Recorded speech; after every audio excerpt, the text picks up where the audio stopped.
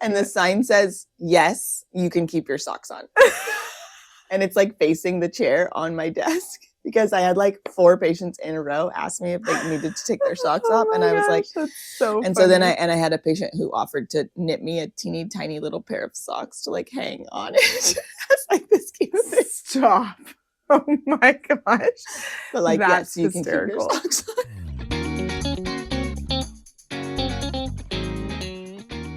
Now we're ready. I'm like, sorry.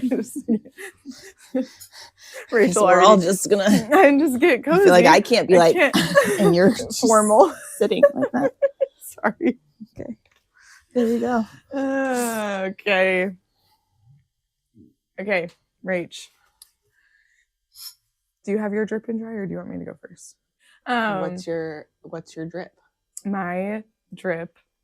So what's making me happy this week is generally the weather turning is better, because I feel like we had so much rain, and like spring is just the best, honestly. There's no bugs.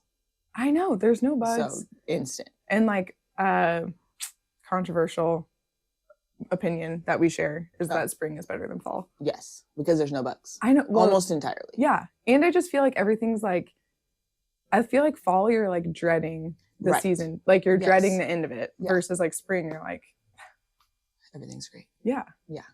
I also have my birthday in the spring, so that same helps. So yeah. Well, there you go. That makes sense. I mean, end of spring, summer, but I'm like, it's still it's like what you can look forward to. Yeah. I mean, yeah. And then also toddler, like baby butts is my other drip. I mean, they're just Mason's really like at the end of potty training, and I'm like kind of like dreading. I don't know. It's just like they're just so cute. I mean, I hate potty training, but like the little underwear, like tiny underwear, tiny butts is like makes it better. Yeah, I'm not gonna say worth it, but better. Yeah, they are pretty cute. Yeah, that's sweet. And then and then my dry is just I mean, I know we're not trying to get like super deep, but just honestly the state of the world, like are we at fucking war? Like what's going on? Right. So anyway, that's why I was like, I'm sure that is also your dry, even though it's not. I mean, I would never be anything but dry if that's what I thought about all the time. So yes, correct. Yeah. We can like touch on it. But... It's just really heavy. Yeah. And every day feels like a new like whiplash thing. It's like you're getting like a, what's that called? Fatigue, when you like information fatigue or like overload. Yeah.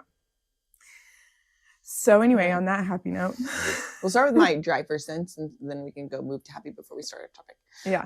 My dry would be, in addition to that, would be childcare for elementary age students, because I want to murder, not really, but like crawl into a hole about it. Because if you do get into it, it's still like panic to like push the button, and then you don't. And like all of a sudden you're like, well, I have no childcare for all of my children for a huge swath of the year. And then it's like all year long, you're just like having to be in this like panic about whether or not you're going to have childcare for your kids. So fun. So that you can like work a little bit. I don't know. Yeah. And like have, I don't know, just space. Yeah. Routine. Yeah. Cause like, I feel like they also need it. Yeah. Like it's one thing disrupts your entire life and work schedule, but it also is like, okay, well, they don't have access to their friends and all that kind of thing anymore. Yeah. In any sort of routine. So that sucks. My drip though is always going to be booking plane tickets. Yes, you have a big, because I get to go to Italy with my husband for a work trip. And I'm so excited, and I planned all weekend. All I did was like book happy things for my very quick trip to Italy. But I've never been to Italy. Oh my god! But like just in general, yes. My husband, no, like it's like a real drip. Yeah. When I'm like, it's like and I'm like, Zach is probably living his best life for the next couple weeks. Correct. Yeah, he'll be. Yes. He's like in the clear for a minute.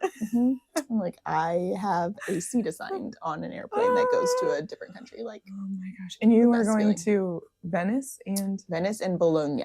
So Venice. his like work is around Bologna, so we're flying into Venice and doing that for like 2 days, and then Bologna for 2 days, and then I fly home by myself, which is fine. But yeah, I'm like, gotta get back because then I go to a different trip 3 weeks later. So I can't spend too long in Italy. Yeah, well, my kids will revolt, but yeah, and also like you might revolt. Yeah, you also aren't allowed. So okay, thanks. Okay, there you go. I'm glad you recognized that, so I didn't even have to say anything. It's fine. Anyway, that's always going to be the thing that gets me going. Yeah, I love that. So, I mean, I feel like that makes sense. If I'm ever in a depressed mood, just be like, do we need to book a plane ticket? I mean, when Zach was going to Italy, I was like, you really need to. And I really was like trying to be good about it and be okay about it because I was like, it's just so fast. And then my birthday's right after. I was like, yeah, we just need to do it. It's like, yeah, 100% worth it. Yay. Very exciting. Yay. Okay. Right. Well, we get to transition now to talking about kind of like why you shouldn't be afraid to book a pelvic floor PT appointment and like what, why, like how our practice specifically is like trauma informed, but then just also as a patient, like, yeah, it's not that scary. No, but it is. It is scary. It's not as scary as it seems, maybe. Yeah. We're going to try to make it less scary. Yeah. It has been like a focus of how we set up the whole company. Yes. Is to focus on creating an environment that is really safe and welcoming and warm and not scary. Yes. Less clinical, less medical. So that it's more. Yeah. Safe.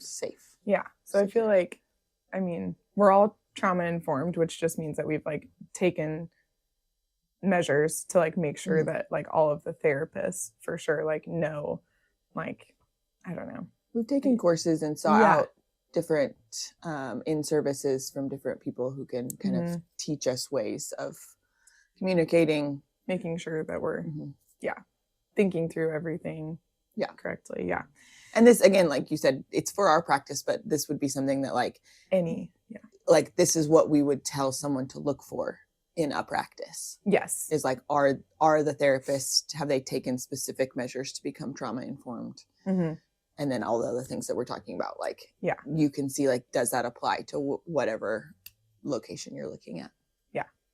I feel like if you ask a practice, like, are your therapists trauma informed and they don't know how to answer it immediately, that's a sign. Because I feel like trauma informed, to me at least, is like not something that like we can like say like this is like, it's not a certificate, know? But you should know how to like answer the question. Yeah. Or like you should be confident. Like if the person, that you're talking to on the phone should be like, yes. Correct. Yes. Yeah. It should be like a very confident, like, yes, of course. Not like, I mean, like, and it's kind of a him, ha kind of thing. Yeah.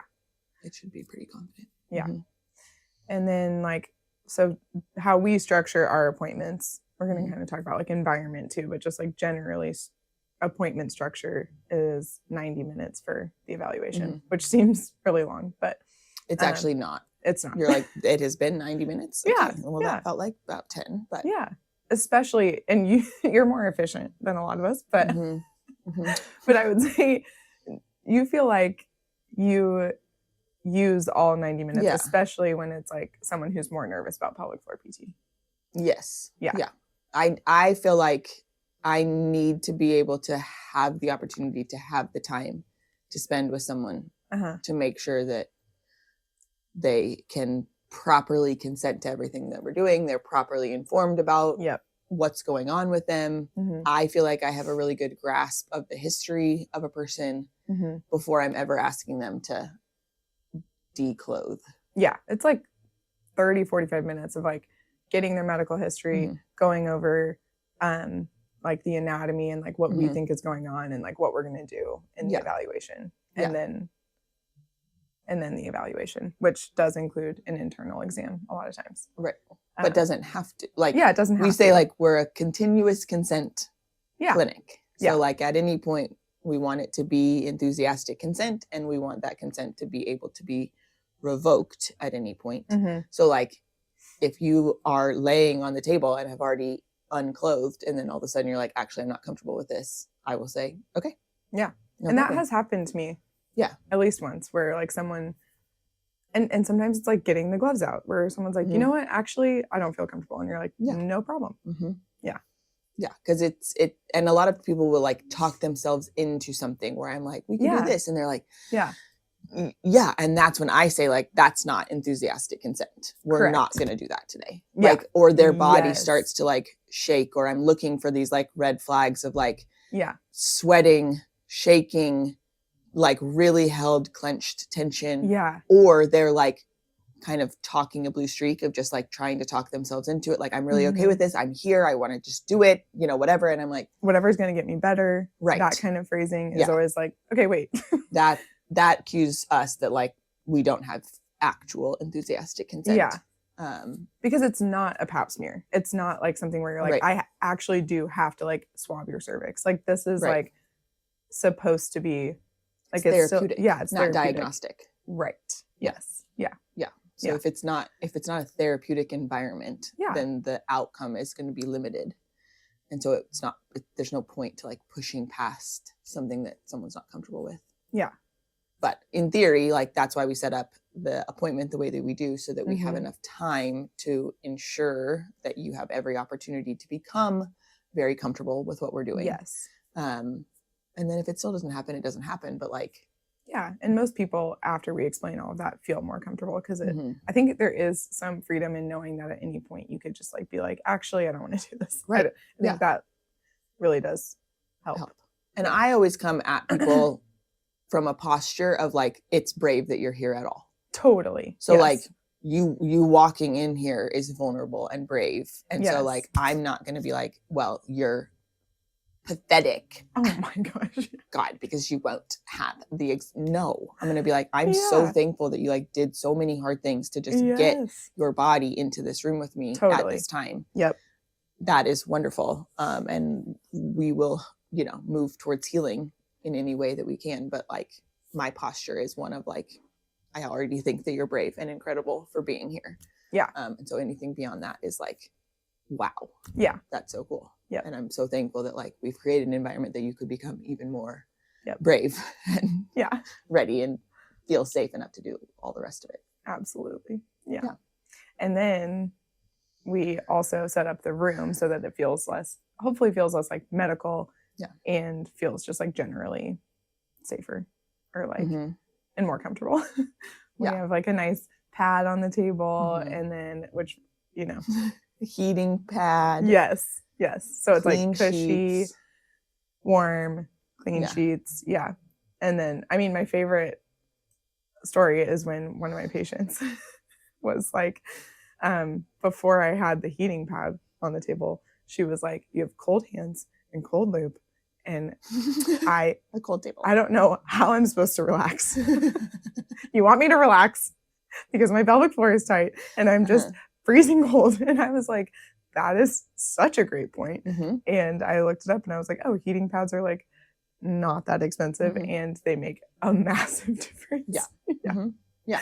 And we have hand warmers. Yes, we have hand warmers. So our hands are not as cold, which also helps. Yep. And we do have little fidget toys. Yeah. Little things to squeeze and play with if you just need something to like be doing with your hands. Yeah. We have those. Options for white noise and music. Sometimes lighting. I feel like it's funny. I feel like we talked about this, but I feel like we probably need to do a better job of like asking patients like what they prefer, because Rachel and I prefer very different things. And we share an office. So like Rachel likes the big lights on. No music. No music. I do have the white noise on now. Oh yeah, I have noticed that on. Yeah. So I feel proud of myself for that. There's an element of like, this is what maybe makes me feel the most comfortable. And I need to maybe be better about asking. maybe would feel most comfortable with. Yeah. I feel like sometimes though, it's like so many decisions. Like when I've tried to ask people, especially at their like first appointment, they're like, I don't know, like whatever you need, you know, like they don't, but then as they get more comfortable, I really like when people who have like been coming say like, oh, can I like turn the light up or like, can we switch whatever? And like, that makes me or like, give me that fidget toy. Yes. Like it's the best. And they're like, oh, good. You feel good. You feel safe here. I don't know if you noticed, but I just had Blair make a sign last week. You weren't here. Oh. And the sign says, yes, you can keep your socks on. And it's like facing the chair on my desk because I had like 4 patients in a row ask me if they needed to take their socks off. And I was like, that's so and funny. so then I had a patient who offered to knit me a teeny tiny little pair of socks to like hang on it. I was like, this cute thing. Stop. Oh my gosh. But like, that's yes, you hysterical. can keep your socks on. Oh my gosh, that's so funny. I feel like it is like a tiny little comfort that people, and I'm like, oh my yes, of gosh. course. If I had to take my socks off, no, I would die. Why is that so much more vulnerable? I don't know. Like pants and socks. Like, oh gosh, no, thank you. No. No. One or the other. I don't ever take socks off. Yeah. So until I'm like actually falling asleep. But all other daily life activities are done in socks. I have sensory issues. It's fine. I mean, we both do, just very different. Just opposite. Yeah, I'm sensory seeker. Is that what it is? No. Yeah. Yeah. Yeah. So you want the crumbs to touch your feet in the kitchen. Okay, no one wants crumbs to touch their feet, Rachel. I don't know. Jeez. We have friends who never wear socks at home. Yeah, I mean, if I didn't have children, it wouldn't bother me. Like dog hair? I guess, I mean, Maya's hair is like it doesn't, like the changes between like hardwood and tile, like that doesn't bother me on my bare feet, or like I like that feeling, but like crumbs is like way over the line. That's like, are you that sensation? A psycho? No. To Rachel, it's all like, it's all the same. Like I feel like you're like, well, you went immediately into like, you like to feel dirt. You're like, and you're actually disgusting. Forget it. No. Anyway, although we have a good friend who wears a swimsuit like after the lake. Sleep. That's gross. That's gross. She's gonna love to hear. Shout out Emily. This would be a good test to see if she listens. Anyway, she would own it, so it's fine. Yeah. She'd be like, yeah, I am wearing a swimsuit in my bed. Okay. It's a whole nother level of Anyway. Okay, so environment. The last thing is the therapist relationship that we were going to talk about. So like, I mean, we kind of talked about it. Like we are trying to set up like the environment and the evaluation and like sessions so that you feel like you have control over the session. Yeah. As much autonomy and agency as we can give you. Yes. Mm-hmm. Yeah. I like to say that I'm like your guide. I'm not like and that includes like what exercises work for you and stuff like that. Like when people come back and they're like, I didn't do any of my exercises. I'm like, okay, well then we either need to like switch the exercise. Like, it's like more it's of like on me to figure out how to fix that element. Yeah. Like the whole thing is like, I'm not going to tell you like, you just need to try harder. That's like not. No. If you've come to the appointment, made the appointment, come to the appointment, telling me about your everything, like you're not doing your exercises because you're lazy. No. You know? No. So I need to empower it a different way. Yeah. And part of that is like we keep people with the same therapist. Yes. Unless they choose to like not care about it. But like if at all possible, we try to keep people with the same person so that you can learn those things about how each other works. And I feel like then you don't have to retell your story or learn new vulnerability with a totally different person. Yeah, absolutely. Yeah. Amazing. Okay. Then we have just the tip. We usually have the spread, which is questions or a tip from a pelvic floor PT. I did want to tell you that for the first time. Like, I got to see your face. Do you have a tip? Just a generalized like things, tip. Yeah, like something you would say to your patients. I think I feel like you have good ones. So get an IKEA step stool to poop with. Oh yeah, that's a great one. We're Squatty Potty. Yeah. Squatty Potty now. Oh yeah. I can't recommend that as a brand, but the IKEA step stool and or the Aldi version. Yep. Yeah. To help pooping go better. I feel like I could use like hinge at your hips, or like yeah. Well, I feel like a lot of people. Well, leaning over when you're doing an exercise, like a step up. Yes. Like leaning more forward with a lunge, a Bulgarian split squat, any of those kinds of things. If you lean more forward, hinge at your hips more, you're going to have a greater glute activation. Yep. Versus quad. So if you're trying to grow the glutes, not the quads. Yeah. Which generally is more helpful for all things like pelvic floor related issues. Yeah. More of a hinge. Yeah. Versus like trying to stay perfectly upright. Or like rounding your back. Yeah. Yeah. So, okay. That's a good tip. Yeah. Just a little tip. Okay. Send off. Okay. Send off. Unclench your cheeks. Unclench your jaw. Take a deep breath, and we'll see you next week. Okay. We did it. Done.